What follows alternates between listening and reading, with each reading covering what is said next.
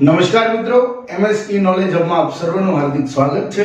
અમે તમને આપીએ છીએ સંપૂર્ણ સચોટ અને વિશ્લેષિત માહિતી। મિત્રો, આપણને ખ્યાલ છે કે આ વર્ષે જે છે લોકડાઉનની પરિસ્થિતિ ઘણી બધી રહી છે અને ઘણી બધી શાળાઓ પણ આજે માર્ચ મહિનાની અંદર બંધ થઈ છે। તો એવા સંજોગોમાં મે 2021ની બોર્ડની જે એક્ઝામ આવવાની છે તો એના પ્રિપેરેશન માટે, એની તૈયારી માટે થઈને આપણે વિડીયો લેક્ચરો બનાવીએ છીએ એકાઉન્ટ્સ અને સ્ટેટિસ્ટિક્સની અંદર। તો કે એકાઉન્ટ્સની અંદર આપણે પ્રશ્નો પ્રમાણે બનાવીએ છીએ, સ્ટેટિસ્ટિક્સમાં ચેપ્ટર પ્રમાણે જે પ્રશ્નો પૂછાય છે એ પ્રમાણે બનાવીએ છીએ અને જે દાખલાઓનો ક્રમ છે એ પ્રમાણે આપણે વિડીયો બનાવીએ છીએ। તો આજના વિડીયોની અંદર આપણે જોવાના છીએ તો કે ધોરણ 12 કોમર્સ વિષયનામાંના મૂળ તત્વો, જેને આપણે એકાઉન્ટ્સ તરીકે ઓળખીએ છીએ, 70% અભ્યાસક્રમ મુજબ આપણે ચાલી રહ્યા છીએ। સંપૂર્ણ અભ્યાસક્રમ લેતા નથી। પરીક્ષાની અંદર જે પ્રમાણે પરીક્ષાનું માળખું છે, જે પ્રમાણે ગુણભાર છે, એને ધ્યાનમાં રાખીને અમુક જે દાખલાઓ છે તારવીને કરાવવાનો પ્રયત્ન કરું છું મિત્રો। તો કે વિષયનામાંના મૂળ તત્વોની અંદર ભાગ 2 છે, એમાં ભાગ બીજો, ભાગ 2 એટલે કે પ્રકરણ 5 હિસાબી ગુણોત્તર અને વિશ્લેષણ। હિસાબી ગુણોત્તર અને વિશ્લેષણ આમ મોટું ચેપ્ટર છે, એની પણ એની અંદર માત્ર નફાકારકતાના ગુણોત્તર, તરલતાના ગુણોત્તર અને કાર્યક્ષમતાના ગુણોત્તર, આ 3 ગુણોત્તરના દાખલા પૂછાવાના છે। તો આપણે જોઈએ તો કે વિભાગ પેપરની અંદર વાત કરીએ તો પેપરની અંદર વિભાગ ડી માં દાખલા નંબર 40, જે દરેક 4 ગુણના દાખલા પૂછાય છે। એમાં 2 પાઘડીના દાખલા પૂછાય છે અને 1 તુલનાત્મક પત્રકનો દાખલો પૂછાય છે। 5 પૂછાય છે, એમાંથી કોઈ પણ 3 લખવાના હોય છે। તો આપણે પાઘડીના 2 અને તુલનાત્મક પત્રકનો 1 દાખલો, એમ 3 દાખલા તમે ગણી શકો છો।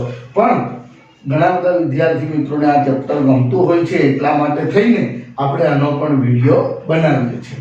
તો કે નફાકારકતાના ગુણોત્તર, તરલતાના ગુણોત્તર અને કાર્યક્ષમતાના ગુણોત્તર, વિભાગ ડી ની અંદર દાખલા નંબર 40, જેના દરેકના 4 ગુણ હોય છે એવા દાખલા પૂછાય છે।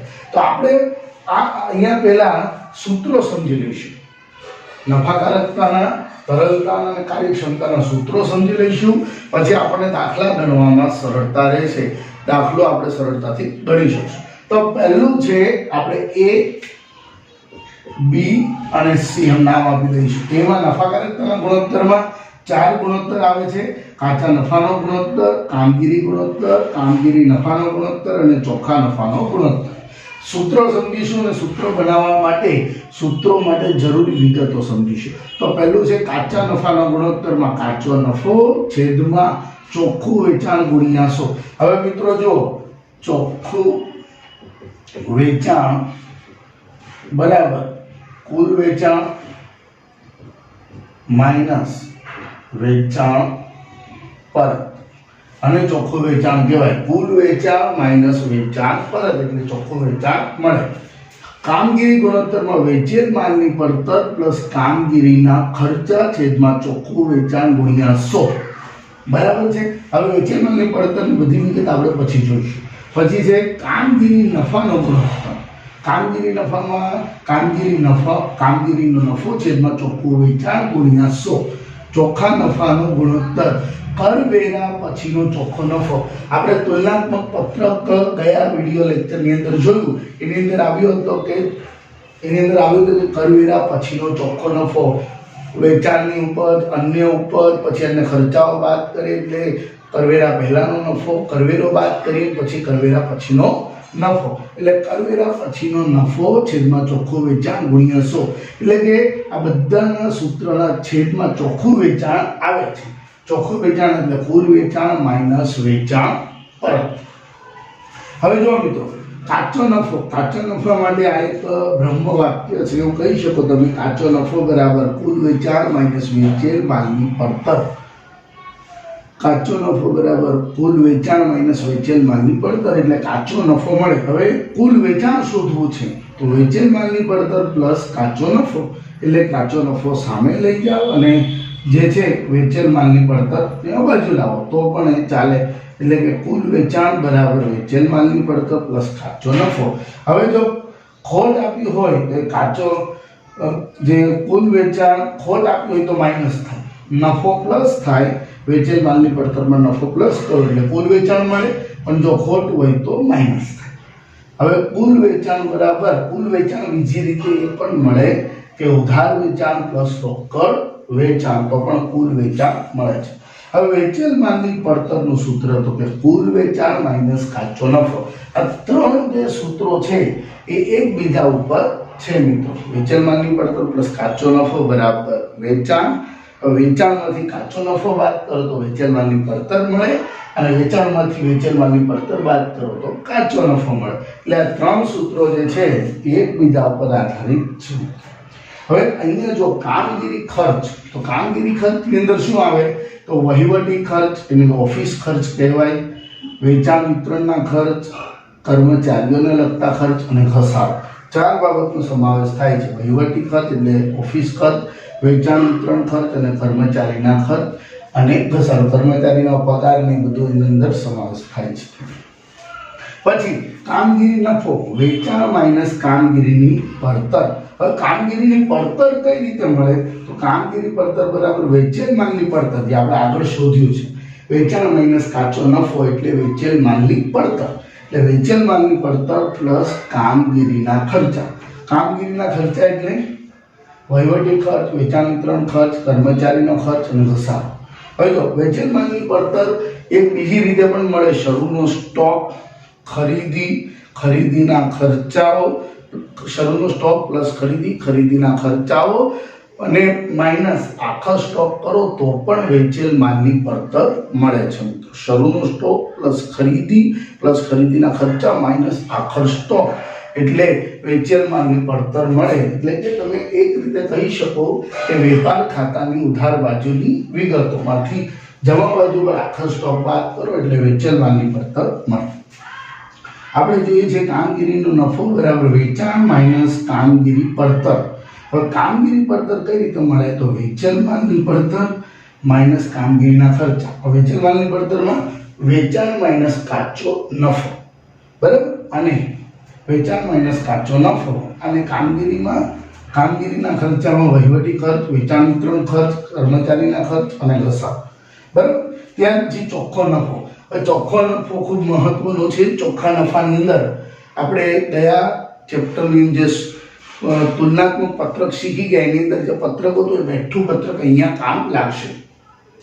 વેચાણ માઇનસ વેચાણ પરત એટલે ચોખ્ખું વેચાણ મળે. વેચાણમાંથી વેચાણ પરત બાદ કરો એટલે ચોખ્ખું વેચાણ મળે.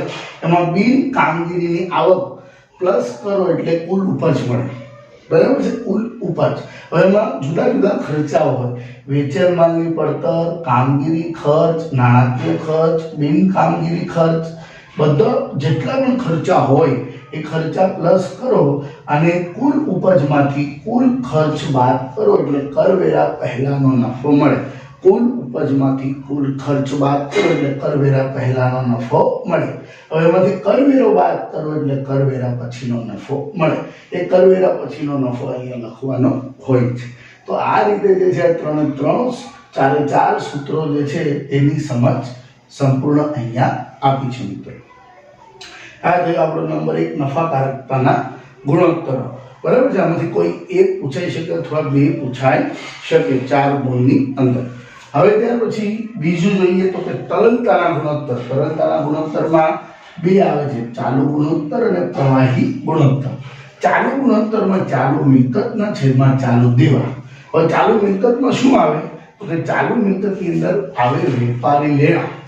વેપારી લેણામાં શું આવે તો કે દેવાદાર પ્લસ લેણી હુંડી. વેપારી લેણામાં દેવાદાર પ્લસ લેણી હુંડી પ્લસ રોકડ શિલ્લક, બેંક શિલ્લક, સ્ટોક, લોન, ધિરાણ, ડિપોઝિટ કોઈ હોય તો તે, અગાઉથી ચૂકવેલ ખર્ચ અને મળવાની બાકી આવક. એટલે ચાલુ મિલકતો છે. પાકા સરવૈયામાં મિલકત લેણા બાજુ પર કાયમી મિલકતની નીચેનો ભાગ બરાબર. પછી છે ચાલુ દેવા. ચાલુ દેવામાં પહેલું આવે વેપારી દેવા. વેપારી દેવામાં લેણદારો અને દેવી હુંડી આવે. વેપારી દેવામાં શું આવે? લેણદારો અને દેવી હુંડી. કોઈ ધિરાણ કર્યું હોય તો તે, જોગવાઈ, ચૂકવવાના બાકી ખર્ચાઓ અને બેંક ઓવરડ્રાફ્ટનો સમાવેશ જે છે એ ચાલુ દેવામાં થાય છે. પાકા સરવૈયામાં મૂડી દેવા બાજુનો મૂડી પછીનો ભાગ જે આવે છે તે. હવે આના માટેનું આદર્શ પ્રમાણ કયું છે તો 2:1. એટલે કે તમારી પાસે મિલકતો હોય એની કરતા અડધા દેવા હોવા જોઈએ. મિલકતો 2 ગણી હોવી જોઈએ, દેવો 1 ગણો હોવો જોઈએ, તો તમારી આદર્શ પરિસ્થિતિ છે એમ કહેવાય. હવે ત્યાર પછી છે પ્રવાહી ગુણોત્તર. પ્રવાહી ગુણોત્તરમાં પ્રવાહી મિલકત માઇનસ છેદમાં પ્રવાહી દેવા. બરાબર છે.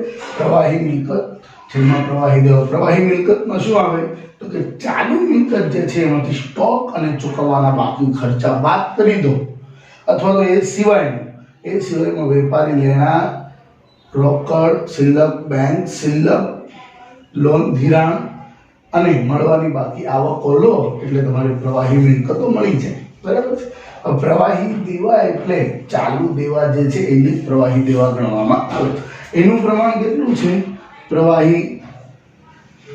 પ્રવાહી ગુણોત્તરનું પ્રમાણ તો કે 1:1. આનું પ્રમાણ 2:1. એટલે પ્રવાહી મિલકત અને પ્રવાહી દેવા સમાન હોય તો તમારો ધંધો જે છે આદર્શ પરિસ્થિતિમાં છે તેમ કહેવાય. બરાબર છે. હવે ત્રીજો પાઠ કે કાર્યક્ષમતાના ગુણોત્તર. કાર્યક્ષમતાના ગુણોત્તરમાં 4 ગુણોત્તર આવે છે. સ્ટોકનો ઉથલો, કાર્યશીલ મૂડીનો ઉથલો, દેવાદારનો ઉથલો અને લેણદારનો ઉથલો. સ્ટોકનો ઉથલો એટલે એક વખતમાં એક સમયમાં તમારા ધંધામાં સ્ટોક કેટલી વખત ફરી જાય છે. વેચેલ માલની પડતર છેદમાં સરેરાશ સ્ટોક. હવે વેચેલ માલની પડતર તમને અહીંથી મળશે. વેચેલ માલની પડતર એટલે વેચાણ માઇનસ કાચો નફો, એટલે વેચેલ માલની પડતર મળે. અથવા તો શરૂનો સ્ટોક પ્લસ ખરીદી પ્લસ ખરીદીના ખર્ચા માઇનસ આખર સ્ટોક એટલે વેચેલ માલની પડતર મળે છેદમાં સરેરાશ સ્ટોક. તો સરેરાશ સ્ટોક એટલે એનું સૂત્ર છે શરૂનો સ્ટોક પ્લસ આખર સ્ટોક છેદમાં 2. શરૂનો સ્ટોક પ્લસ આખર સ્ટોક છેદમાં 2. હવે કાર્યશીલ મૂડી. હવે કાર્યશીલ મૂડી કોને કહેવાય તો કે ચાલુ મિલકત માઇનસ ચાલુ દેવા એટલે કાર્યશીલ મૂડી. જે અહીંયા આપણે આગળ જોઈ ગયા છે ચાલુ મિલકતો કઈ છે ને ચાલુ દેવા કયા છે. એટલે કે કાર્યશીલ મૂડી કહેવાય ચાલુ મિલકત માઇનસ ચાલુ દેવા. હવે કાર્યશીલ મૂડીનો ઉથલો શું છે તો કે વેચાણ છેદમાં ચોખ્ખી કાર્યશીલ મૂડી. બરાબર છે. વેચાણ તમને આપી દીધેલું છે. વેચાણ એટલે વેચેલ માલની પડતર પ્લસ કાચો નફો એટલે વેચાણ મળી જાય, અથવા તો ઉધાર વેચાણ અને રોકડ વેચાણનો સરવાળો પણ વેચાણ મળી જાય. એટલે વેચાણના છેદમાં કાર્યશીલ મૂડી. કાર્યશીલ મૂડી કઈ રીતે મળતી હતી? ચાલુ મિલકત માઇનસ ચાલુ દેવા. ત્યાર પછી દેવાદારનો ઉથલો અને લેણદારનો ઉથલો. તો દેવાદારનો ઉથલો એટલે દેવાદાર એટલે આપણે એવા ગ્રાહક કે જેને આપણે ઉધાર વેચાણ કર્યું છે. દેવાદારનો ઉથલો એ વસ્તુ દર્શાવે છે કે આપણને કેટલા સમયમાં પૈસા પરત મળવા જોઈએ. બરાબર છે. તો દેવાદારના ઉથલામાં ઉધાર વેચાણ, દેવાદારોને જે વેચાણ ઉધાર કરવામાં આવે છે તો જ દેવાદારો ઊભા થાય છે. ઉધાર વેચાણ છેદમાં સરેરાશ વેપારી લેણા. હવે જો સરેરાશ વેપારી લેણા, દેવાદારોની અંદર સરેરાશ વેપારી લેણા આવે તો વેપારી લેણામાં શું આવે આપણે આગળ જોઈ ગયા તો કે દેવાદારો અને લેણી હુંડી. બરાબર છે. એટલે દેવાદાર અને લેણી હુંડી બંનેનો સમાવેશ વેપારી લેણામાં થાય છે. વેપારી લેણું એટલે આપણે લેવાનું છે, દેવાદાર પછીથી આપણે પૈસા લેવાના છે, અને લેણી હુંડીમાં પણ પૈસા આપણે લેવાના હોય છે. તો સરેરાશ વેપારી લેણાનું શું થાય? સૂત્ર શરૂના વેપારી લેણા પ્લસ આખરના વેપારી લેણા છેદમાં 2. એટલે કે શરૂના દેવાદારો પ્લસ શરૂની લેણી હુંડી પ્લસ આખરના દેવાદારો પ્લસ આખરની લેણી હુંડી છેદમાં 2 એટલે વેપાર સરેરાશ વેપારી લેણા મળી જાય. હવે આમાં ઉઘરાણીનો સમય આ ખૂબ મહત્વનો છે. ઉઘરાણીનો સમય મહિનામાં કીધો હોય તો 12/છેદમાં દેવાદારનો ઉઠલો જે જવાબ આવ્યો હોય તે મૂકો. અઠવાડિયે કીધું તો 52/છેદમાં દેવાદારનો ઉથલો મૂકો, અને દિવસ કીધા હોય તો 365/છેદમાં દેવાદારનો ઉથલો જવાબ મૂકો. માસ એટલે કે એક વર્ષમાં 12 માસ આવે છે, અઠવાડિયે એક વર્ષમાં 52 આવે છે, અને દિવસ એક વર્ષની અંદર 365 આવે છે. એટલે 12/છેદમાં દેવાદારનો ઉથલો એટલે તમને મહિના પ્રમાણે જવાબ મળે. 52/છેદમાં દેવાદારનો ઉથલો એટલે તમને અઠવાડિયા પ્રમાણે જવાબ મળે, અને 365/છેદમાં દેવાદારનો ઉથલો એટલે તમને દિવસ પ્રમાણે જવાબ મળે. ત્યાર પછી છે લેણદારનો ઉથલો. ઉધાર ખરીદીના છેદમાં સરેરાશ વેપારી દેવા. તો સરેરાશ વેપારી દેવામાં શું આવે છે? લેણદાર પ્લસ દેવી હુંડી, એ તમારું દેવું કહેવાય, વેપારી દેવા કહેવાય. તો સરેરાશ વેપારી દેવામાં શરૂના વેપારી દેવા પ્લસ આખરના વેપારી દેવા છેદમાં 2, એટલે કે શરૂના લેણદાર પ્લસ શરૂની દેવી હુંડી પ્લસ આખરના લેણદાર પ્લસ આખરની દેવી હુંડી છેદમાં 2. હવે ચૂકવણી આપણે એમને ચૂકવવાના છે, તો ચૂકવણીનો સમયગાળો મહિનામાં હોય, અઠવાડિયે હોય, દિવસે હોય. તો મહિનામાં શોધવું હોય તો 12 છેદમાં લેણદારનો ઉથલો, અઠવાડિયામાં શોધવું હોય તો 52 છેદમાં લેણદારનો ઉથલો, અને દિવસમાં શોધવું હોય તો 365 છેદમાં લેણદારનો ઉથલો. તો આ રીતે જે છે મિત્રો સમગ્ર સૂત્ર આવી ગયા છે. આ એક આપણે વિડીયોની અંદર સમગ્ર સૂત્રો જોયા છે. હવે પછી આપણે એના પૂછાતા દાખલાઓ જોવાના છે મિત્રો. તો કે જો પહેલામાં 4 છે, બીજાની અંદર 2 સૂત્રો છે ને ત્રીજાની અંદર 4 છે, એટલે કુલ 10 સૂત્રો છે. આ 10 સૂત્રોમાંથી 4 ગુણનો કોઈ એક દાખલો પૂછાઈ શકે, અથવા તો 2 સૂત્રો વાળો પણ દાખલો પૂછાઈ શકે. 3, 4 વધારે ન પૂછાઈ શકે, કારણ કે એક કોઈ પણ સૂત્ર છે 2 ગુણની અંદર તો આવે છે. બરાબર છે? તો આ રીતે જે છે સૂત્ર સંપૂર્ણ છે. હવે પછી એનો આપણે દાખલો જે છે સ્વાધ્યાયના પુસ્તકના સ્વાધ્યાયના દાખલા આપણે જોશું, અને ઉદાહરણના દાખલા તમારે જાતે સોલ્વ કરવાનો પ્રયાસ કરો મિત્રો. તો આપણે જોઈએ જે છે એ દાખલા, પણ આ સૂત્રો તમે એક વખત મોઢે કરી નાખો, સૂત્રો બરાબર પાકા કરો, પછી દાખલાઓ જોશો તો ફર્સ્ટ ક્લાસ આવડી જશે. હવે આપણે સમયના અભાવને કારણે બધી સિચ્યુએશન પ્રમાણે એક જ વિડીયોની અંદર સમગ્ર ચેપ્ટરનો સમાવેશ કરીએ છીએ, એટલે વિડીયો લાંબો બનશે તો ગભરાતા નહીં, અને તમને જરૂર લાગે એ પ્રમાણે વિડીયો જુઓ, એક એક સૂત્રને સમજો ને પછી વિડીયો આગળ કરી અને ફોરવર્ડ કરી અને દાખલો જુઓ, અથવા તો પહેલાં બધા સૂત્રો જોઈ જાઓ પછી દાખલાઓ જોઈ જાઓ. તમારી અનુકૂળતા પ્રમાણે તમે જે છે એનો અભ્યાસ કરી શકો છો. બરાબર છે? તો આપણે દાખલા તરફ આગળ વધીએ મિત્રો.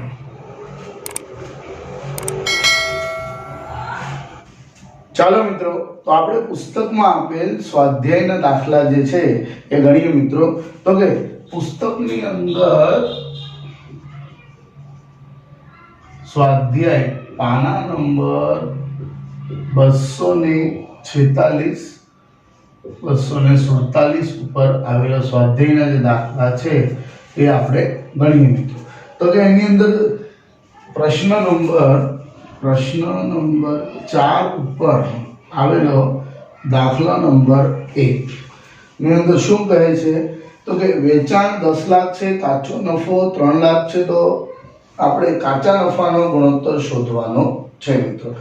કાચા નફાનો ગુણોત્તર શોધવું તો કાચા નફાનું સૂત્ર, કાચા નફાનો ગુણોત્તર બરાબર કાચો નફો છેદમાં ચોખ્ખું વેચાણ ગુણ્યા 100. હવે જો તમને જ્યારે દાખલાની અંદર વેચાણ જ આપ્યું હોય, વેચાણ પરત ન આપ્યું હોય, તો વેચાણ એ ચોખ્ખું વેચાણ કહેવાય છે. તો એ વેચાણ પરત નથી, એટલે 10 લાખ ચોખ્ખું વેચાણ કહેવાશે, અને કાચો નફો 3 લાખ કહેવાશે. તો કાચો નફો આપ્યો છે 3 લાખ અને વેચાણ આપ્યું છે 10 લાખ ગુણ્યા 100. આ 5 મીંડા જાય અહીંયાથી, આ 5 મીંડા જાય, 1 મીંડું જાય, 1 મીંડું જાય, એટલે 30%. જવાબ કાચા નફાનો દર કેટલો છે? કાચા નફાનો ગુણોત્તર 30%.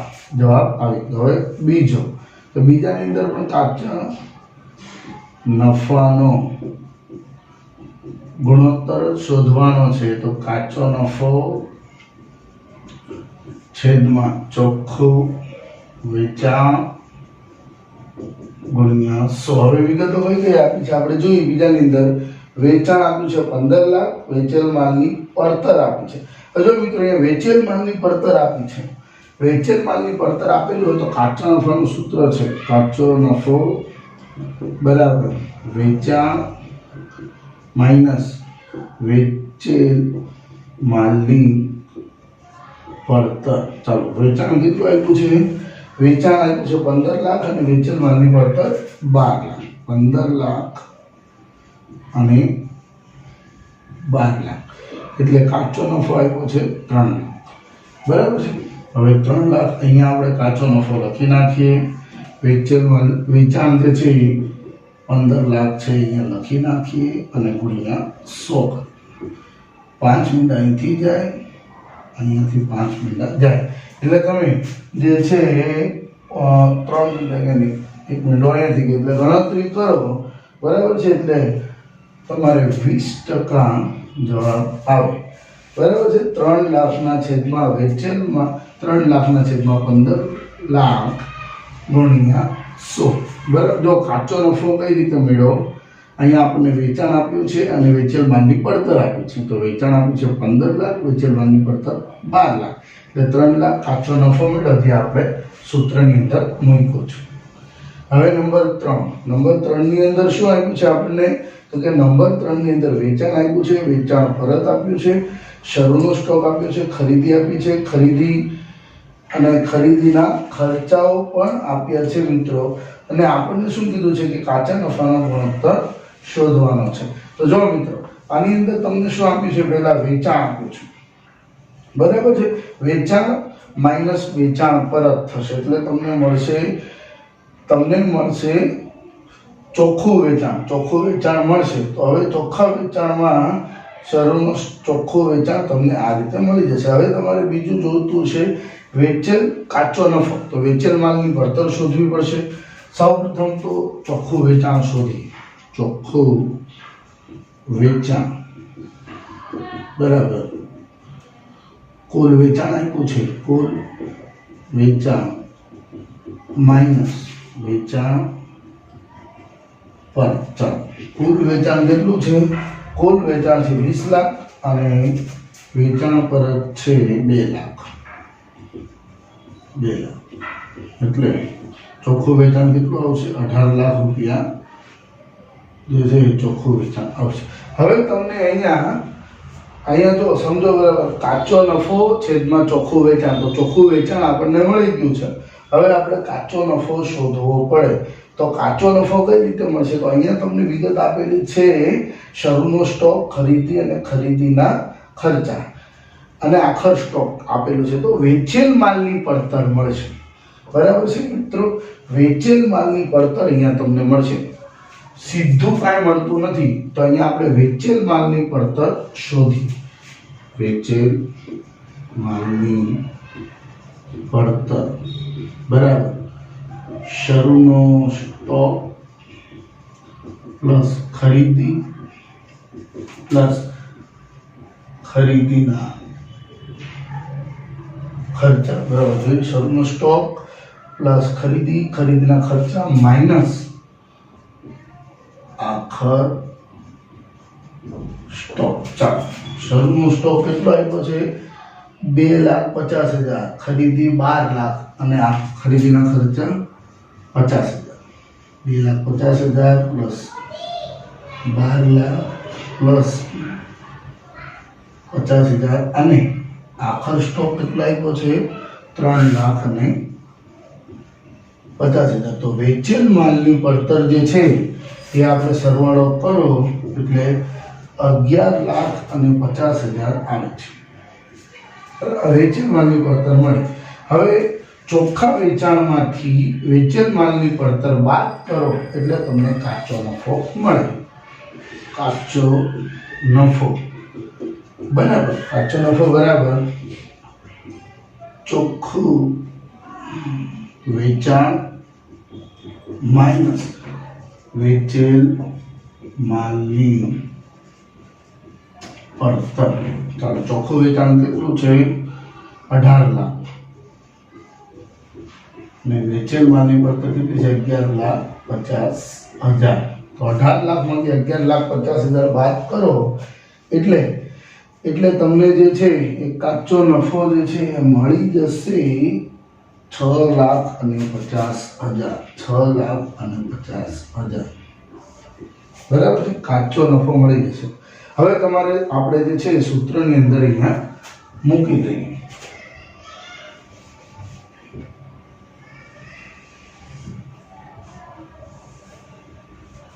ત્રીજા નંબર કાચો નફો, કાચા નફાનો ગુણોત્તર, કાચા નફાનો ગુણોત્તર બરાબર કાચો નફો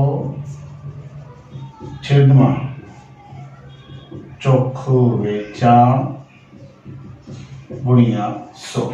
ચાલો, કાચો નફો તમને મળ્યો 6,50,000. કઈ રીતે મેળવ્યો? ચોખ્ખું વેચાણ માઇનસ વેચેલ માલની પડતર. ચોખ્ખું વેચાણ કઈ રીતે મળ્યું? કુલ વેચાણ માઇનસ વેચાણ પરત. વેચેલ માલની પડતર કઈ રીતે મળી? શરૂનો સ્ટોક પ્લસ ખરીદીના ખર્ચા માઇનસ આખરનો સ્ટોક. તો કાચો નફો જે છે 6,50,000 ના છેદમાં ચોખ્ખું વેચાણ આપણને મળ્યું છે 18 લાખ ગુણ્યા 100. અહીંયા 2 મીંડા ગયા, આ 2 મીંડા ગયા, અહીંયા 2 મીંડા ગયા, અહીંયા પણ 2 મીંડા ગયા. મિત્રો જે છે એ આપણે ઉડાડીએ એટલે છેલ્લે જે છે જવાબ આવે છે 36.11%. જવાબ જે છે એ તમને મળશે.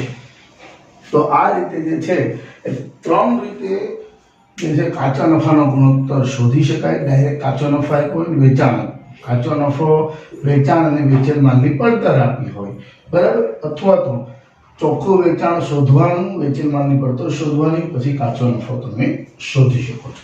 તો આ રીતે 1, 2 અને 3 જે છે આપણે જોઈ ગયા. હવે ત્યાર પછી જે છે 4 નંબર હતો. હવે પ્રશ્ન નંબર 5. પ્રશ્ન નંબર 5 ની વાત કરીએ. પ્રશ્ન નંબર 5 ની અંદર શું કહે છે જોઈ લઈએ આપણે. તો કે પ્રશ્ન નંબર 5 માં એમ કીધું છે કે કામગીરી ગુણોત્તર શોધવાનો છે. તો કામગીરી ગુણોત્તરમાં તમને આપેલું છે બિન કામગીરીના અન્ય ખર્ચા, ઘસારો, વહીવટી ખર્ચ, વેચાણ, કરવેરાનો દર, વ્યાજ, ડિવિડન્ડની ઉપજ, વેચાણ ખર્ચ, વેચેલ માલની પડતર અને નાણાકીય ખર્ચાઓ. અહીંયા જો આપણને જરૂર પડશે વેચેલ માલની પડતર, તો વેચેલ માલની પડતર આપણને આપી દીધી છે. કામગીરી ખર્ચ નથી આપ્યા, તો એની જરૂર પડશે. તો પહેલા આપણે શોધી લઈએ કામગીરી ખર્ચ. પ્રશ્ન નંબર 5. કામગીરી ખર્ચ આ શોધવું બહુ જરૂરી છે. કામગીરી ખર્ચની અંદર કઈ કઈ વસ્તુ આવશે? વહીવટી ખર્ચ, વેચાણ ખર્ચ અને ઘસારો. 3 વસ્તુ આવશે: વહીવટી ખર્ચ, વેચાણ ખર્ચ અને ઘસારો. વહીવટી ખર્ચ પ્લસ વેચાણ ખર્ચ પ્લસ ઘસારો. ચાલો, વહીવટી ખર્ચ કેટલો છે? 75,000. વેચાણ ખર્ચ કેટલો છે? 52,000. અને ઘસારો કેટલો છે? 48,000. બીજા કોઈ જરૂર નથી એટલે તમને મળશે કામગીરી ખર્ચ. ચાલો, કામગીરી ખર્ચ ટોટલ મેળવો 1,75,000. હવે તમારે સૂત્ર લખવાનું છે કામગીરી ખર્ચ, કામગીરી ગુણોત્તર. કામગીરી ગુણોત્તરનું સૂત્ર કામગીરી ખર્ચ પ્લસ વેચેલ માલની પડતર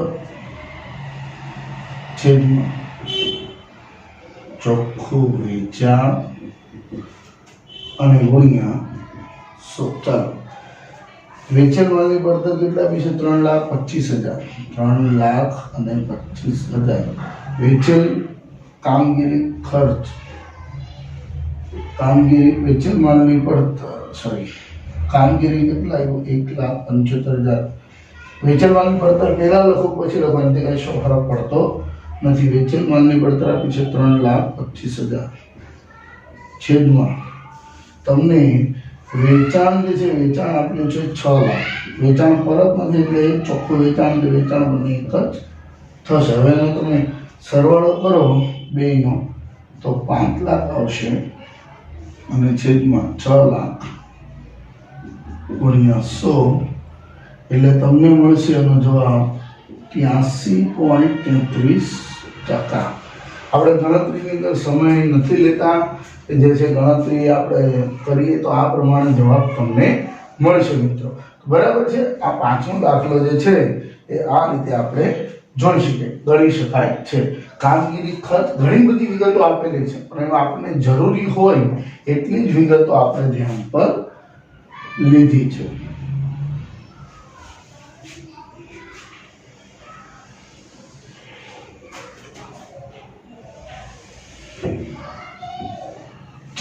ત્યાર પછી જે છે આપણે આગળનો દાખલો જોઈએ। આગળના દાખલાની અંદર પ્રશ્ન નંબર 6 ની વાત કરીએ મિત્રો। આપણે કાચા નફાનો ગુણોત્તર અને કામગીરી ખર્ચ, કામગીરી ગુણોત્તર એ બે વસ્તુ જોઈ ગયા છે। હવે છઠ્ઠા દાખલાની અંદર શું કીધું છે કે નીચે આવેલ વિગતોને આધારે પેલો કામગીરી ગુણોત્તર અને બીજું કામગીરી નફાનો ગુણોત્તર શોધવાનો છે મિત્રો। બરાબર છે। તો પહેલા આપણે જોઈએ, ચાલો પહેલા આપણે જોઈએ છે કામગીરી ગુણોત્તર। તો કામગીરી ગુણોત્તર માટે જોશે વેચેલ માલની પડતર પ્લસ કામગીરીના ખર્ચા। વેચેલ માલની પડતર, કામગીરીના ખર્ચા અને ચોખ્ખું વેચાણ। તો આપણને વેચાણ તો આપ્યું છે, બરાબર। હવે વેચેલ માલની પડતર, વપરાયેલ કાચા માલની પડતર પ્લસ મજૂરી, એટલે વેચેલ માલની પડતર મળશે। અને કામગીરી ખર્ચ મળશે, વહીવટી ખર્ચ, વેચાણ ખર્ચ અને ઘસારા સહિત કારખાના ખર્ચ। આટલી વિગત આપણને ઉપયોગી બને છે મિત્રો। બરાબર છે। તો સૌપ્રથમ આપણે કામગીરી ગુણોત્તર જોઈએ। તો કામગીરી ગુણોત્તર માટે પહેલા વેચેલ માલની પડતર, વેચેલ માલની પડતર। તો વેચેલ માલની પડતરમાં જ વપરાયેલ કાચા માલની પડતર, વપરાયેલ કાચા માલની પડતર પ્લસ મજૂરી। ચાલો, વપરાયેલ કાચા માલની પડતર તમને આપી છે 25 લાખ અને મજૂરી આપી છે 2 લાખ। 25 લાખ પ્લસ 2 લાખ એટલે 27 લાખ થશે વેચેલ માલની પડતર। ચાલો, વેચેલ માલની પડતર મળી ગઈ। હવે કામગીરી ખર્ચ। ચાલો, કામગીરી ખર્ચ કઈ રીતે મળે?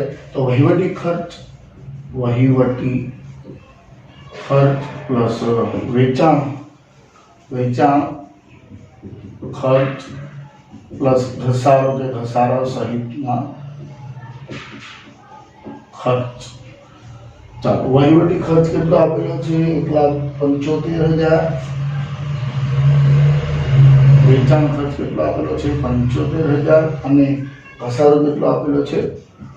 50,000। ત્રણેયનો સરવાળો આપણે કરીએ તો 3 લાખ રૂપિયા થાય। ચાલો, કામગીરી ખર્ચ 3 લાખ, વેચેલ માલની પડતર જે છે એ મળી ગયું છે। હવે નંબર 1 આપણે શોધીએ કામગીરી ગુણોત્તર। ચાલો, કામગીરી ગુણોત્તરની અંદર પહેલું આવશે વેચેલ માલની પડતર પ્લસ કામગીરી ખર્ચ છેદમાં ચોખ્ખું વેચાણ ગુણ્યા 100। ચાલો, વેચેલ માલની પડતર તમને મળી છે 27 લાખ, કામગીરી ખર્ચ મળ્યો છે 3 લાખ અને ચોખ્ખું વેચાણ જે છે તમને મળ્યું છે 39 લાખ ગુણ્યા 100। ચાલો, અહીંયા 30 લાખ થશે છેદમાં 29 લાખ ગુણ્યા 100, એટલે તમને જવાબ અહીંયા મળશે 76.92%। 5 મીંડા ઉપર, 5 મીંડા નીચે, બરાબર। 30/39 ના છેદમાં 76.92% જે છે મળે છે। હવે બીજું આપણે શું કીધું? કામગીરી નફાનો ગુણોત્તર। तो कामगीरी नफो जे छे मित्रों, पहला कामगीरी પડતર આપણે શોધવી પડશે। તો કામગીરી પડતર, કામગીરી પડતર, તો કામગીરી પડતરની અંદર શેનો સમાવેશ થાય? વેચેલ માલની પડતર પ્લસ કામગીરીના ખર્ચા। વેચેલ માલની પડતર અને કામગીરીના ખર્ચા, એટલે આ બંને વસ્તુ, વેચેલ માલની પડતર પ્લસ કામગીરી ખર્ચ। ચાલો, વેચેલ માલની પડતર એટલે 27 લાખ અને 3 લાખ એટલે થશે 30 લાખ, બરાબર। કામગીરી પડતર, હવે આપણે શોધવું પડશે કામગીરી નફો।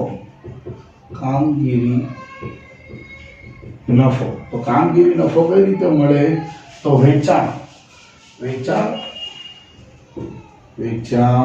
માઇનસ કામગીરી પડતર।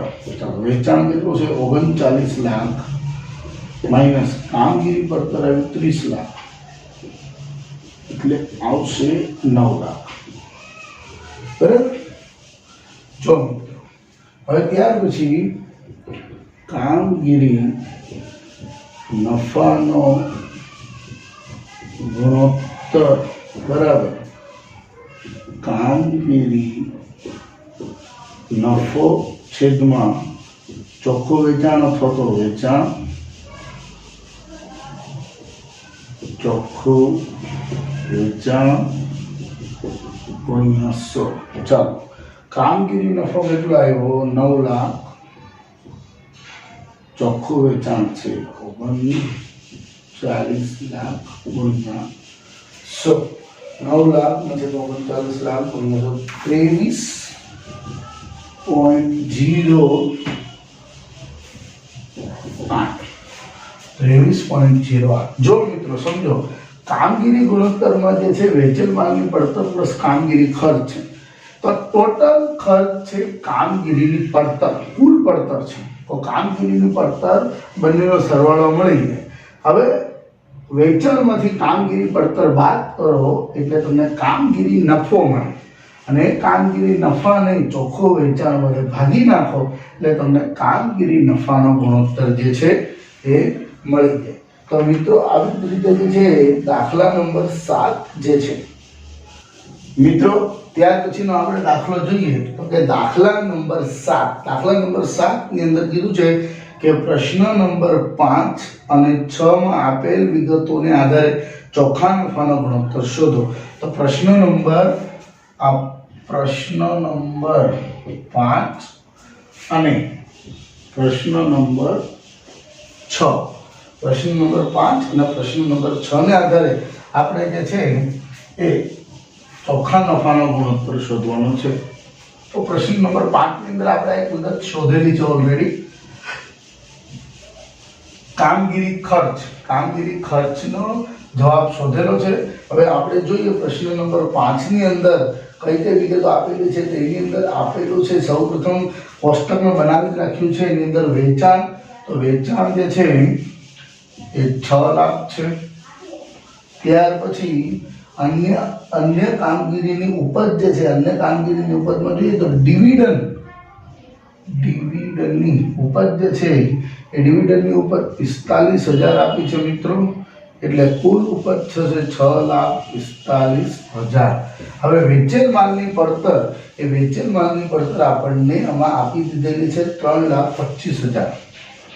3,25,000 વેચેલ માલની પડતર આપી। કામગીરી ખર્ચ આપણે શોધ્યો છે, કામગીરી ખર્ચ 1,75,000। નાણાકીય ખર્ચ આપેલું છે 85,000 અને ત્યાર પછી બિન કામગીરી ખર્ચ આપ્યું છે 35,000। હવે આ બધાનું ટોટલ કરીએ, કુલ ખર્ચનું જે છે ટોટલ કરીએ તો 6,20,000 આવે છે। હવે કુલ ખર્ચમાં, કુલ ઉપજમાંથી આ કુલ ખર્ચ બાદ કરીએ એટલે આપણને મળે છે 25,000, બરાબર। 30% છે એનો ટેક્સ છે, કરવેરો જે છે 30% કરીએ 25,000 નો તો 7,500 થશે। કરવેરા બાદ કરીએ તો 17,500 થશે. તો કરવેરા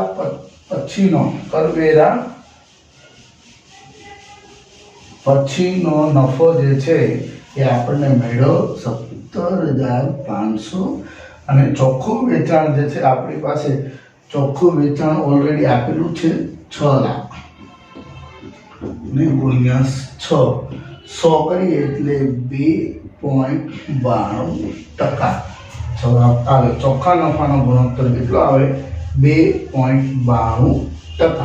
બરાબર છે મિત્રો. તો આ રીતે જે છે એ ચોખ્ખા નફાનો ગુણોત્તર મળે. કામગીરી ખર્ચ અહીંયા મૂકવાનું, વેચેલ માલની પડતર, નાણાકીય ખર્ચ, બિન નાણાકીય ખર્ચ. વેચાણમાં બિન કામગીરીની આવક, ડિવિડન્ડની આવક પ્લસ થાય. બરાબર. આ રીતે જે છે એ કુલ આવકમાંથી કુલ ખર્ચ બાદ કરવાનો. તુલનાત્મક પત્રકની અંદર જે પત્રક હતું એ જ પત્રક અહીંયા ઉપયોગી થાય છે. કરવેરો જે છે કરવેરો 30% જે આપણે માંથી બાદ કર્યો છે. કરવેરો જે છે 30% બાદ કર્યો એટલે આપણને કરવેરા પછીનો નફો મળ્યો. કરવેરા પહેલાનો કરવેરા પછીનો નફો અહીંયા આવશે. કરવેરા પછીનો નફો અહીંયા આવશે મિત્રો. કરવેરા પછીનો નફો છેદમાં ચોખ્ખું વેચાણ. કરવેરા પછીનો નફો છે 17,500 છેદમાં ચોખ્ખું વેચાણ છે 6 લાખ એટલે 2.92% આવે છે મિત્રો. તો હવે ત્યાર પછી આપણે જોઈએ તો કે દાખલા નંબર 7 નો બીજો આપણે જોઈએ તો 7 ના બીજાની અંદર છઠ્ઠો જે દાખલો છે એની અંદર આપણે વેચેલ માલની પડતર અને કામગીરીના ખર્ચ આ બે વસ્તુ ઓલરેડી શોધેલી છે મિત્રો આપણી પાસે. બરાબર. હવે અહીંયા વેચાણ, તો વેચાણ જે છે વેચાણ આપણે જોઈએ તો વેચાણ કેટલું આપેલું હતું? અહીંયા વેચાણ આપેલું હતું 39 લાખ. બિન કામગીરીની આવક જોઈએ તો કે રોકાણ ઉપર ડિવિડન્ડની આવક, અહીંયા પણ ડિવિડન્ડની આવક આપેલી છે એ છે 1 લાખ. એટલે કુલ ઉપજ થશે 40 લાખ. કુલ ઉપજ તો વેચેલ માલની પડતર તમને મળે છે 27 લાખ. કામગીરી ખર્ચ 3 લાખ. હવે નાણાકીય ખર્ચ મળે છે 60,000 અને બિન નાણાકીય ખર્ચ જે છે બિન નાણાકીય ખર્ચ અકસ્માતથી થયેલ નુકસાન અકસ્માતનું નુકસાન 40. તો કરવેરા પહેલાનો નફો આનો આપણે સરવાળો કરીશું તો મળશે 31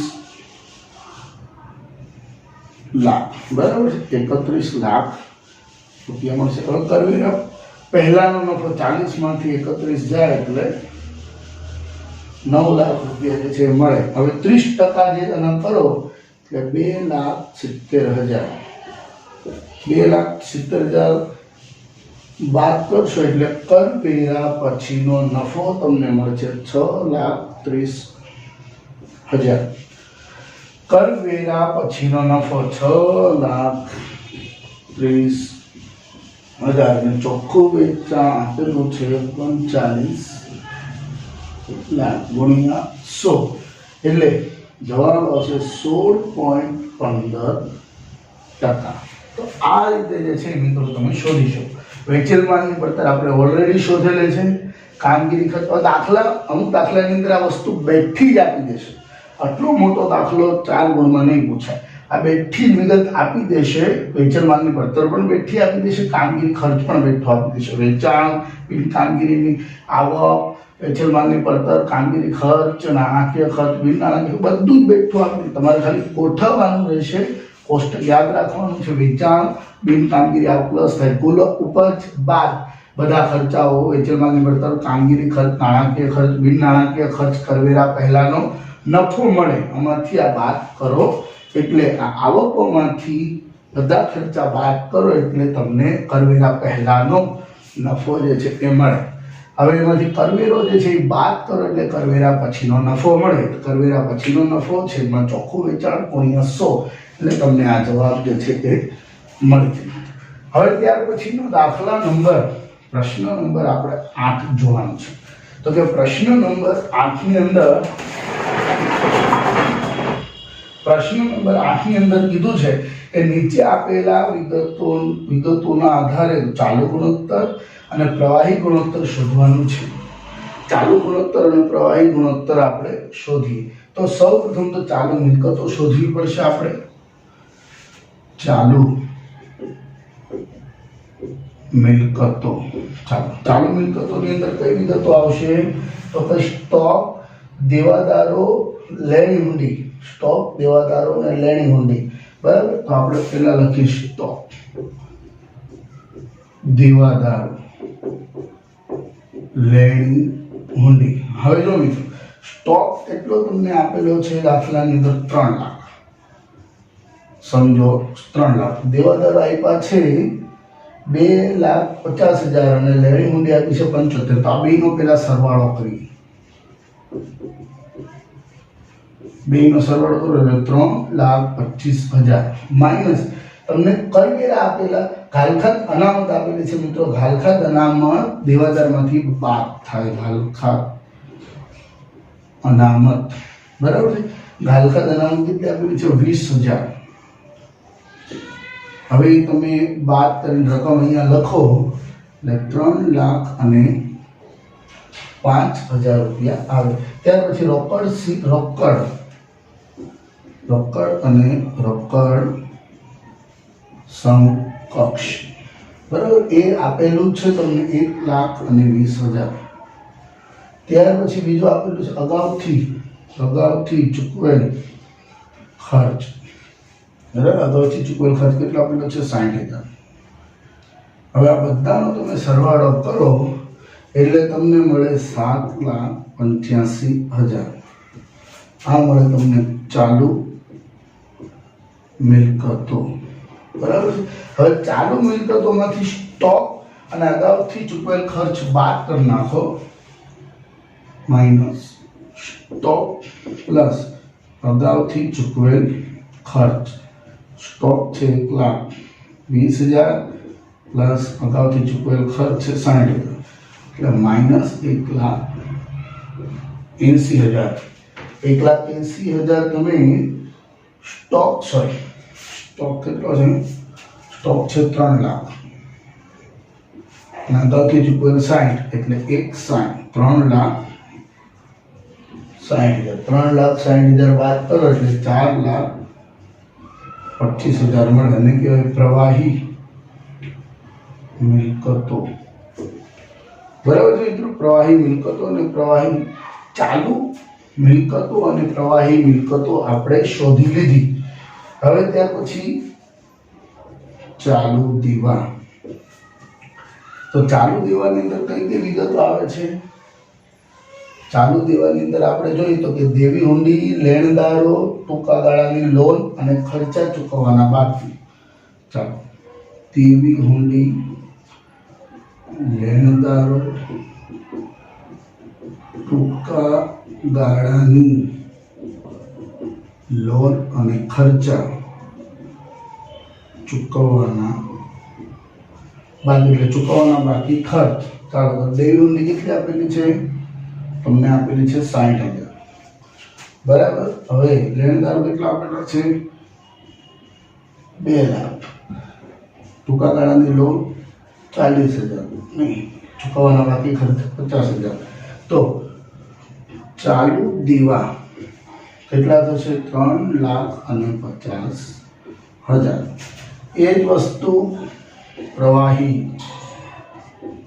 દીવા પણ થશે 3,50,000, બરાબર।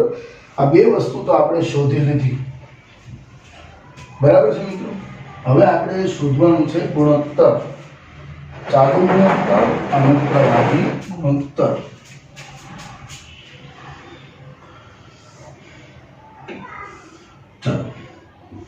ચાલુ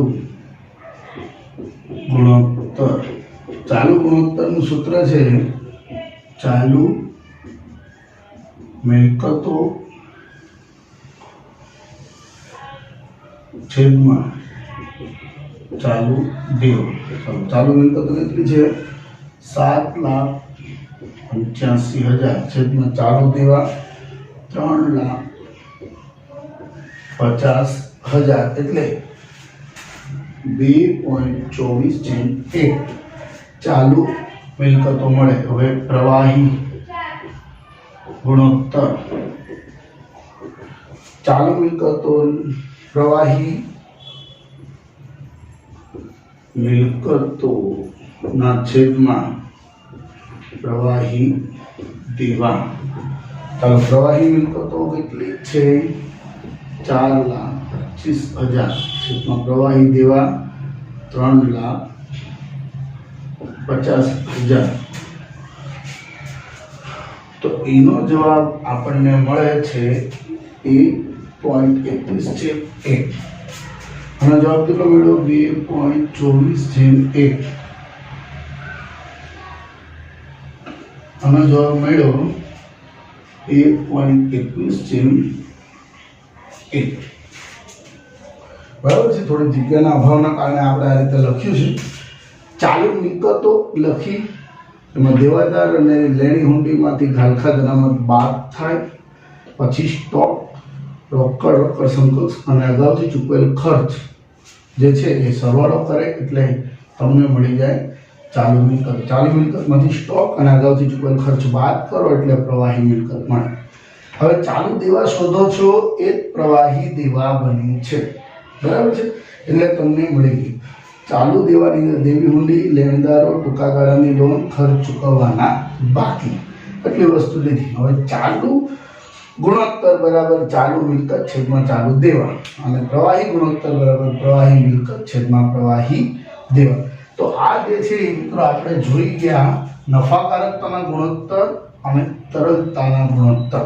હવે કાર્યક્ષમતાના 4 ગુણોત્તર જે છે એ આપણે જોઈએ. ત્યાર પછી મિત્રો આપણે જોઈએ તો કે પાના નંબર 248 અને 249 ઉપર આવેલ દાખલા નંબર 15, દાખલા નંબર પ્રશ્ન નંબર જે છે 15 માં જે છે એ જોઈએ મિત્રો. તો કે એલ કંપની લિમિટેડ નીચેના વિગતો પરથી સ્ટોક ઉથલો, સ્ટોક ચલંદર શોધવાનો છે. તો સ્ટોક ઉથલાનું સૂત્ર છે વેચેલ માલની પડતર છેદમાં સરેરાશ સ્ટોક.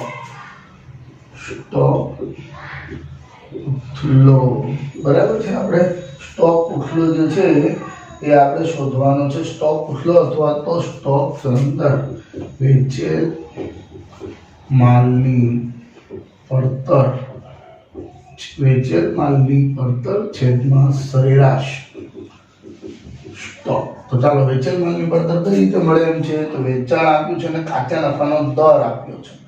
બરાબર છે. તો વેચાણ માઇનસ કાચો નફો એટલે વેચેલ માલની પડતર મળશે. વેચાણ કેટલું આપેલું છે? 30 લાખ. 30 લાખ. કાચા નફાનો દર કેટલો આપ્યો છે? 30%. 30 લાખના 30% એટલે 9 લાખ. બરાબર. માઇનસ કરો એટલે 21 લાખ આવે. શું આવે? વેચેલ માલની પડતર. ચાલો, ત્યાર પછી સરેરાશ સ્ટોક, એમાં શરૂનો સ્ટોક પ્લસ આખરનો સ્ટોક છેદમાં 2. ચાલો, શરૂનો સ્ટોક કેટલો આપ્યો છે તમને? શરૂનો સ્ટોક આપ્યો છે 3,50,000 અને આખરનો સ્ટોક આપ્યો છે 2,50,000. બરાબર. છેદમાં 2. 3,50,000 અને 2,50,000 એટલે 6 લાખ. 6 લાખ છેદમાં 2 એટલે 3 લાખ. ચાલો, અહીંયા આપણે રકમમાં લખી વેચેલ માલની પડતર આવી 21 લાખ અને આ આવ્યું 6 લાખ. હવે આપણે આની ગણતરી કરીએ. 21 લાખ સરેરાશ સ્ટોક જે છે એ 3 લાખ આવ્યો છે. સરેરાશ સ્ટોક આવ્યો છે 3 લાખ. એટલે આને આપણે ઉડાડીએ એટલે જવાબ આપણને મળશે 7. તો અહીંયા લખી નાખવાનું વખત 7 વખત. બરાબર છે. વેચેલ માલની પડતર છેદમાં સરેરાશ સ્ટોક કરો એટલે તમને મળે. હવે ત્યાર પછી પ્રશ્ન નંબર 16. 16મો જે પ્રશ્ન છે એની આપણે વાત કરીએ તો વાય કંપની લિમિટેડ નીચેની વિગતો પરથી સ્ટોક ચલણ દર શોધો. તો તમને અહીંયા શરૂનો સ્ટોક ને બધું આપેલું છે, સરેરાશ સ્ટોક તો મળી જશે, પણ વેચેલ માલની પડતર, તો ચાલો વેચેલ માલની પડતર શોધીએ તો શરૂનો સ્ટોક પ્લસ ખરીદી પ્લસ ખરીદીના ખર્ચા, શરૂનો સ્ટોક પ્લસ ખરીદી પ્લસ ખરીદીના ખર્ચા પ્લસ મજૂરી, સરવાળો માઇનસ આખર સ્ટોક. ચાલો શરૂનો સ્ટોક કેટલો આપ્યો છે? 2 લાખ, બરાબર છે. ખરીદી કેટલી આપી છે? 22 લાખ. 22 લાખ. ખરીદીના ખર્ચા કેટલા આપ્યા છે? 1 લાખ. મજૂરી કેટલી આપી છે? 2,50,000. એનો સરવાળો કરો એટલે 27,50,000 રૂપિયા થાય. આખર સ્ટોક આપ્યો છે 1,50,000. માઇનસ કરો એટલે તમને મળે 26 લાખ. શું મળે? વેચેલ માલની પડતર. બરાબર છે. હવે સરેરાશ સ્ટોક. સરેરાશ સ્ટોક સૂત્ર છે શરૂનો સ્ટોક પ્લસ આખરનો સ્ટોક છેદમાં 2. ચાલો શરૂનો સ્ટોક કેટલા આપ્યો છે તમને? 2 લાખ પ્લસ આખરનો સ્ટોક આપ્યો છે 1,50,000 છેદમાં 2. બરાબર છે. એટલે જવાબ આવશે 1,75,000. હવે આપણે સ્ટોક ઉથલો, સ્ટોક ચલણ દર કે ઉથલો વેચેલ માલની પડતર છેદમાં સરેરાશ સ્ટોક. ચાલો વેચેલ માલની પડતર છેદમાં સરેરાશ સ્ટોક. વેચેલ માલની પડતર કેટલી છે? 26 લાખ છેદમાં સરેરાશ સ્ટોક કેટલો? 1,75,000. 26 લાખ છેદમાં 1,75,000 એટલે 14.86 વખત જે છે સ્ટોક ઉથલો આવે. આ રીતે જે છે તમે સ્ટોક ઉથલાનું જે છે એ સૂત્ર મૂકી અને ગણી શકો છો. બરાબર છે. સ્ટોક ઉથલોનું સૂત્ર આ રીતે જે છે પૂછાઈ શકે છે. વેચેલ માલની પડતર છેદમાં સરેરાશ સ્ટોક. વેચેલ માલની પડતર વેચાણ માઇનસ કાચો નફો વેચેલ માલની પડતર મળે, અથવા શરૂનો સ્ટોક પ્લસ ખરીદી પ્લસ ખરીદીના ખર્ચા પ્લસ મજૂરી, આખર સ્ટોક બાદ કરો એટલે વેચેલ માલની પડતર મળે. તો આવી રીતે શોધી શકો છો. હવે દાખલા નંબર 17 આપણે જોઈએ મિત્રો. તો કે દાખલા નંબર 17 ની અંદર શું કીધું છે કે કંપની ઝેડ કંપની લિમિટેડની નીચેની વિગતો પરથી મૂડી ઉથલો અને વેચાણ અને વેચાણ પડતરના આધારે ગણવાનું છે. તો પહેલા આપણે વેચાણ જોઈશું. તો વેચાણ મળશે આપણને વેચેલ માલની પડતર પ્લસ કાચો નફો, એટલે આપણને વેચાણ મળશે. બરાબર છે મિત્રો. વેચાણ કઈ રીતે મળશે? તો વેચેલ માલની પડતર પ્લસ કાચો નફો. પ્રશ્ન નંબર 17. વેચાણ બરાબર વેચેલ માલની પડતર પ્લસ કાચો નફો. ચાલો વેચેલ માલની પડતર કેટલી આપી છે? 32 લાખ. 32 લાખ અને કાચો નફો આપ્યો છે 8 લાખ, એટલે થશે 40 લાખ. વેચાણ કિંમત થશે 40 લાખ. હવે આપણી પાસે કાર્યશીલ મૂડી જોઈએ. તો કાર્યશીલ મૂડી માટે આપણે સૂત્ર છે ચાલુ મિલકત માઇનસ ચાલુ દેવા. કાર્યશીલ મૂડી બરાબર ચાલુ મિલકત માઇનસ ચાલુ દેવા. ચાલુ મિલકત કેટલી તમને આપેલી છે દાખલાની અંદર? ચાલુ મિલકત ને ચાલુ દેવા બેઠા આપ્યા છે 5 લાખ અને આ પાસે 3 લાખ, એટલે કાર્યશીલ મૂડી થશે 2 લાખ. બરાબર છે। હવે જો મિત્રો વેચાણ માલની પડતર તો છે જ આપણી પાસે, વેચાણ મળી ગયું આપણે। હવે આપણે અહીંયા બે વખત શોધવાનું કીધું છે, વેચાણ ના આધારે આપણે શોધવાનું છે કાર્યશીલ મૂડીનો ઉથલો, કાર્યશીલ મૂડીનો ઉથલો। ચાલો વેચાણના આધારે શોધવાનું છે, વેચાણ છેદમાં કાર્યશીલ મૂડી। ચાલો વેચાણ છેદમાં કાર્યશીલ મૂડી, વેચાણ કેટલું મળ્યું તમને 40 લાખ અને કાર્યશીલ મૂડી કેટલી મળી 2 લાખ, તો કેટલું થશે 20 વખત, બરાબર છે। હવે બીજું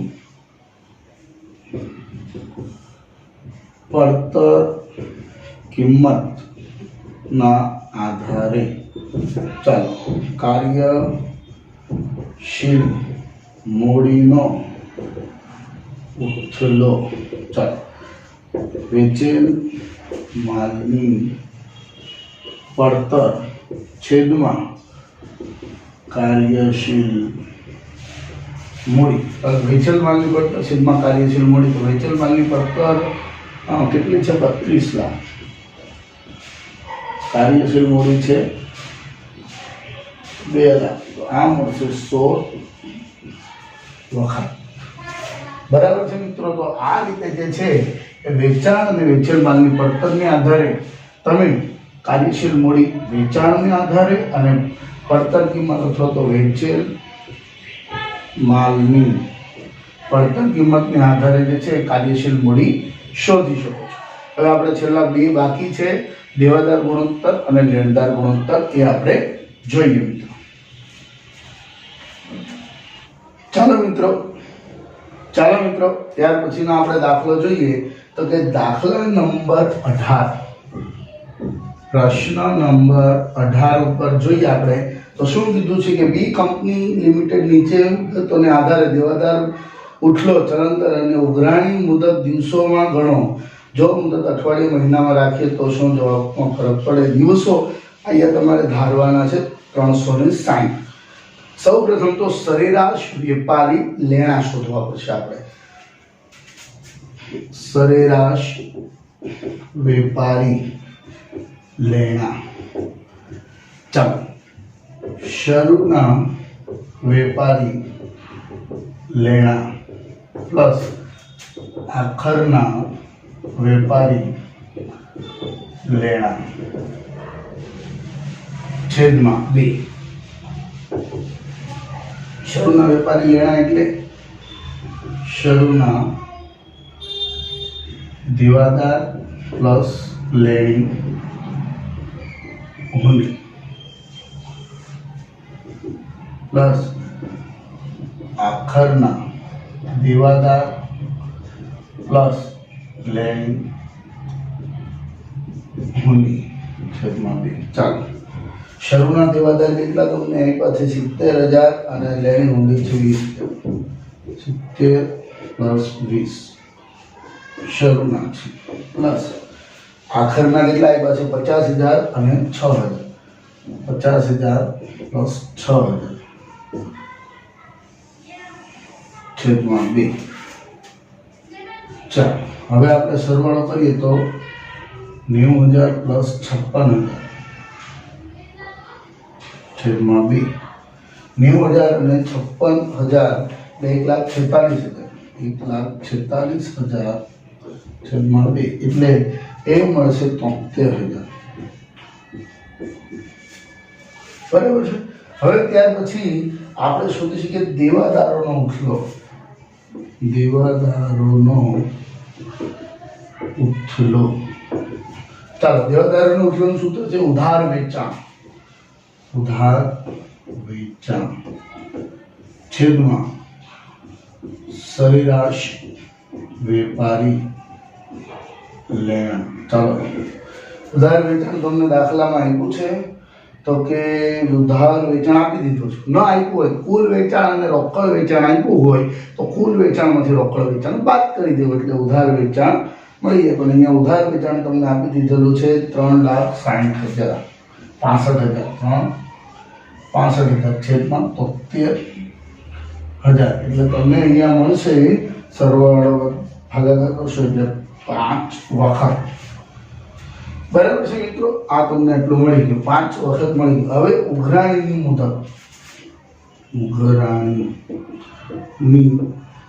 મુદત તો ઉઘરાણીની જે મુદત છે એમાં આપણે કઈ કઈ આવે છે દિવસમાં તો કે પહેલું આવે દિવસ કેટલા આવે વર્ષના 365 આવે પણ અહીંયા 360 લેવા દીધા 360 લેવાનું અને છેદમાં લખવાનું 5 વખત એટલે આપણે ભાગાકાર કરશો એટલે 72 દિવસ હવે બીજું આવે અઠવાડિયે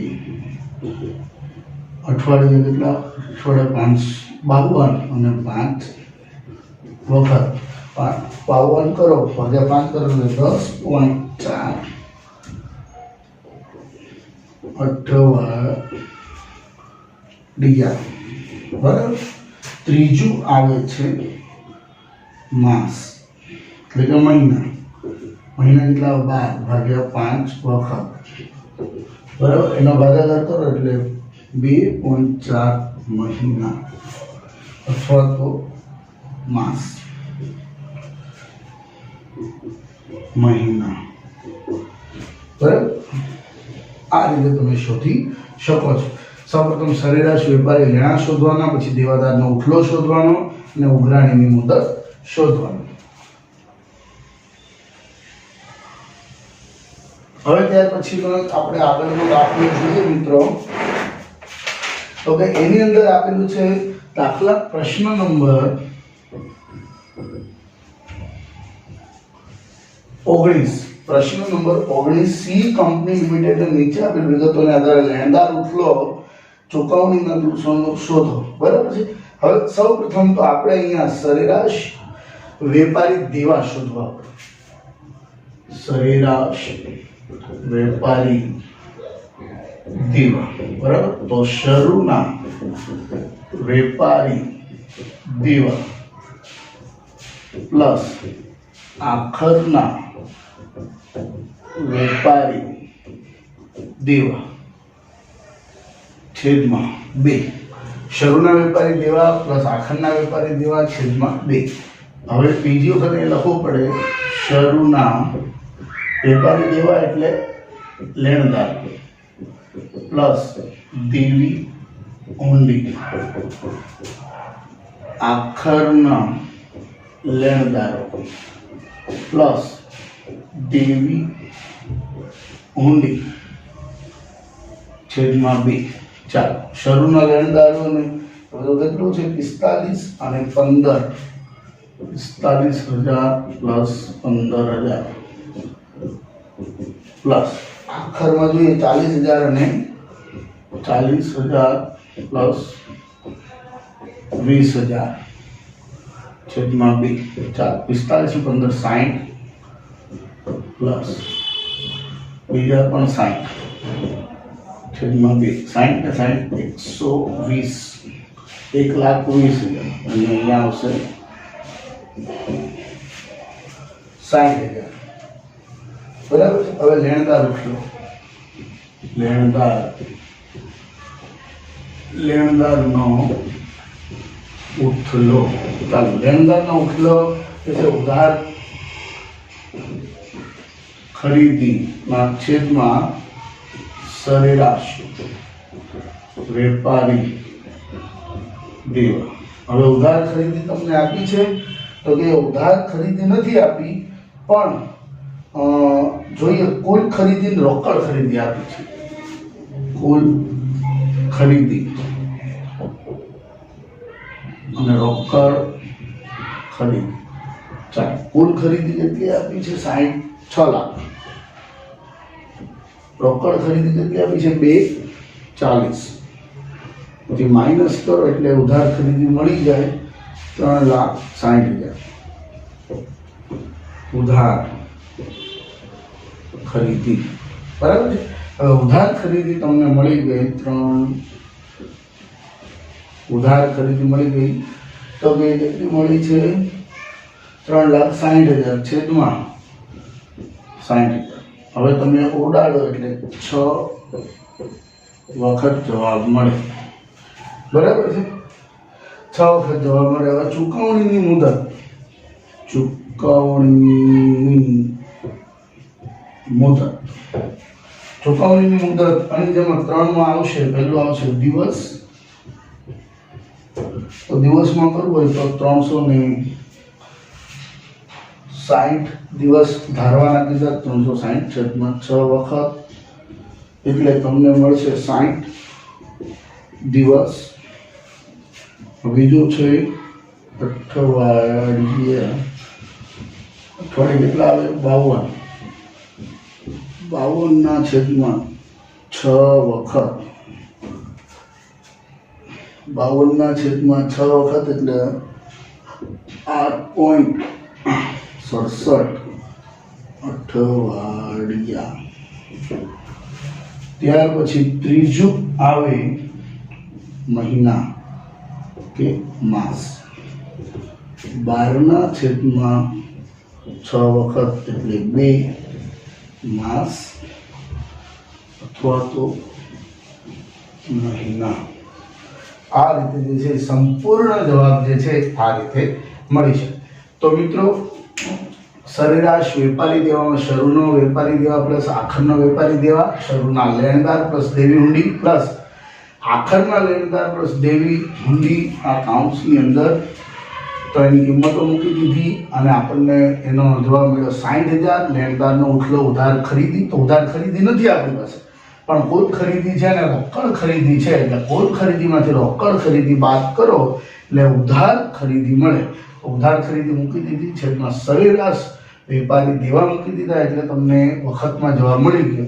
હવે ચૂકવણીની મુદત અથવા ચૂકવણીનો જે સમય હોય છે તે દિવસની અંદર જોઈએ તો 360 365 આવ્યો 365 લેવાના, 300 આવ્યો તો 300 લેવાના, 280 આવ્યો તો 280 લેવાના. 360 અહીંયા આપ્યા છે, 360ના છેદમાં 6 વખત એટલે 60 દિવસ. અઠવાડિયામાં 52, એક વર્ષમાં 52 અઠવાડિયા આવે, 52ના છેદમાં 6 વખત એટલે 8.67 અઠવાડિયા.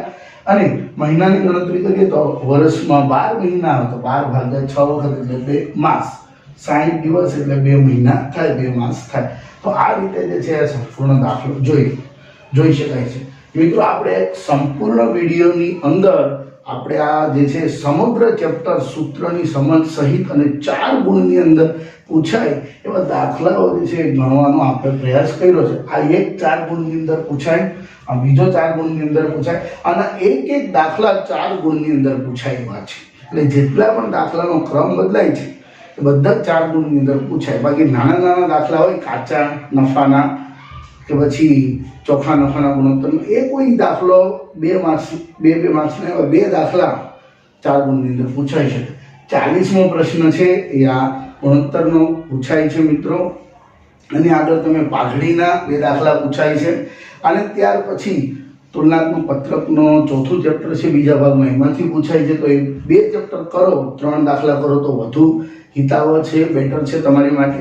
જો તમને આ ચેપ્ટર બરાબર લાગ્યું હોય, તમને ફાવી ગયું તો આ પણ તમે કરી શકો છો. અને આ પણ દાખલા બહુ સહેલા છે, પણ આના તમારે સૂત્રો કરવા પડશે. સૂત્રો મોઢે કરવા ખૂબ જરૂરી છે મિત્રો, બરાબર છે?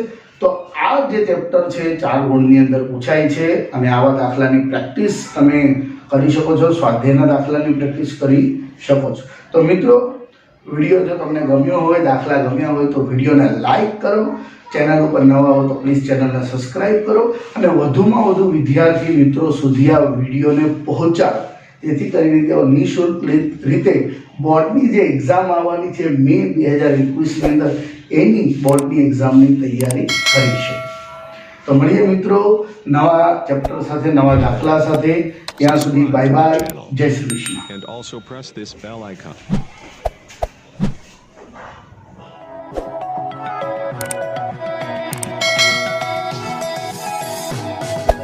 Hey there. Subscribe to my channel. And also press this bell icon.